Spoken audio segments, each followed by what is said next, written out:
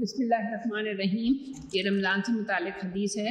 حضرت سلمان فارسی رضی اللہ تعالیٰ عنہ سے روایت ہے کہ رسول اللہ صلی اللہ علیہ وآلہ وسلم نے ہمارے سامنے شعبان کے آخری دن تقریر کی اور اس میں فرمایا، رمضان میں جس نے اپنے خادم پر کام کا بوجھ ہلکا کیا، اللہ اس کی مغفرت فرمائے گا اور اسے آگ سے رہائی دے گا۔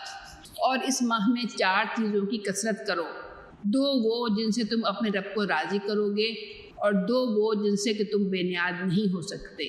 جن 2 چیزوں سے تم اپنے رب کو راضی کرو گے وہ ہیں شہادت کہ اللہ کے سوا کوئی الہ نہیں، اور اس سے استغفار، یعنی لا الہ الا اللہ اور استغفار کا پڑھنا زیادہ سے زیادہ۔ اور 2 وہ جن سے کہ تم بے نیاز نہیں ہو سکتے وہ یہ ہیں اللہ سے جنت مانگو اور دوزخ سے اس کی پناہ مانگو، یعنی اللہم انی اسألک جنت الفردوس زیادہ سے زیادہ پڑھے، اور اللہم اجرنی من النار، یعنی اللہ دوزخ سے مجھے بچائیے، ہم پڑھیں۔ تو 4 کلمات کا ذکر کیا گیا جو کہ رسول اللہ نے خاص طور سے صحابہ کرام کو شعبان کے آخری دن میں بتائے تھے۔